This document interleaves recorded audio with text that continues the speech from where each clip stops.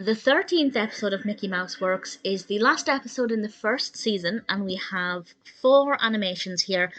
And I feel like 2 of them are okay, 1 of them I'm not that bothered about, and 1 of them I can see the appeal, but I personally don't love it. As always, I'll be discussing these cartoons in 2 ways. I've seen all of these previously as part of Disney's House of Mouse, so I'm saying if my opinions have changed or how I feel about them now, and also discussing them as a complete package. And it starts off with a short cartoon, Von Drake's House of Genius Teledinger, which, well, it's not that interesting, to be perfectly honest. It's well animated, there's nothing wrong with the animation quality, but it's not one of my favourite Von Drakes. I feel like it's a little bit less creative than some of the others. I didn't care for it too much. But as always, it's short and to the point, so it doesn't drag on for too long. The second one is one that I love. I loved it the first time I watched it, loved it again. This is How to Haunt a House, which is a goofy how-to, and it's definitely, well, it's my favourite in this particular episode, but it's one of my favourite goofy how-tos. The narrator is telling Goofy, well, how to haunt a house, and Goofy is temporarily a ghost, and Donald is in this, and it's just brilliantly animated, really great narrative. Definitely one of my all-time favourite how-tos, and needless to say, one of my favourite episodes, or cartoons, in all of Mickey Mouse Works so far. The third one is another short one, and we have Maestro Minnie Flight of the Bumblebee.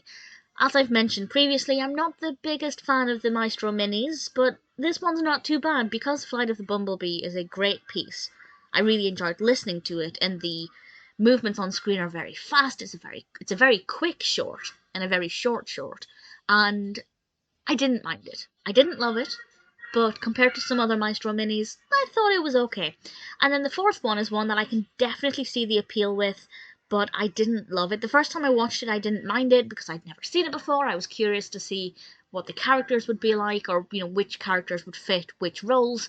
But watching it again, I wasn't bothered. And this is the Nutcracker. I'm not the biggest fan of the Nutcracker in general. Like, I don't mind it, but I know some people hold it in such high regard. It's part of their Christmas traditions, and that's, fantastic if that's the case, but that's never been the case for me. So I've never been that bothered about it as a narrative, ever. First time watching it, as I said, I was curious to see what they'd do with it and what the characters would be like, and Mickey Nutcracker just fits so well because of the Mickey Mouse Nutcrackers. But watching it again, I didn't care for it. So it's not necessarily the animation's fault. I can see the appeal for people who like the Nutcracker. I think it's not too bad.